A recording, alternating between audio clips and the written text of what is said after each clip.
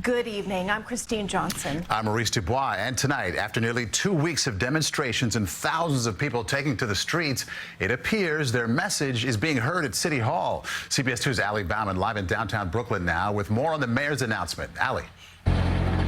Well, Maurice and Christine, demonstrations today felt optimistic. After nearly 2 weeks of demanding police reform, protesters say they feel like the movement is gaining momentum and they're starting to affect some systemic change.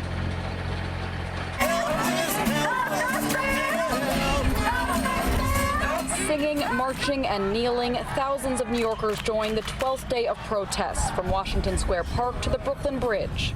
Seeing that you're not alone and seeing you're surrounded with so many people, whether they're on the streets or hanging out their windows, has been like very, very uplifting and cathartic. 70-year-old Cynthia Maida walks with a cane, but that hasn't stopped her from marching through Manhattan every day. It's physically taxing, but I'm alive. I didn't die at the knee of somebody. That's a greater cost. Monday, the state Senate passed the Eric Garner Anti-Chokehold Act, prohibiting chokeholds by law enforcement and making aggravated strangulation a Class C felony. Meantime, Mayor de Blasio is proposing shifting funding from the NYPD to youth and social services, moving street vending enforcement away from the NYPD and hiring community ambassadors to be liaisons between police and civilians. I think it's important to have safety officers of the community instead of like NYPD, because at this point, our community is scared to call the cops, and that's dangerous. But the mayor gave little to no specifics on how much of the NYPD's $6 billion budget will be slashed. No, not today. They will, because in the next 3 weeks, in negotiation with the city council, we're going to decide the budget. De Blasio is just going to pay lip service to get us to not come here anymore, and that's not going to happen.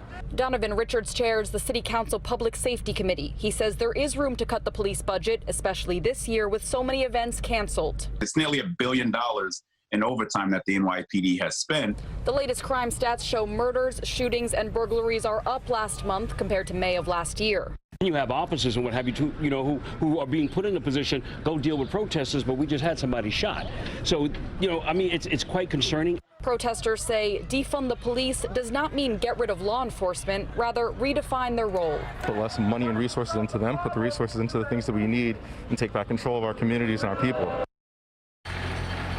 Well, one thing we did notice today, significantly fewer uniformed police officers at the protest than we saw any of the days last week. At this hour, the NYPD says they haven't made any arrests at today's protest. We're live from downtown Brooklyn tonight. Bauman, CBS 2 News.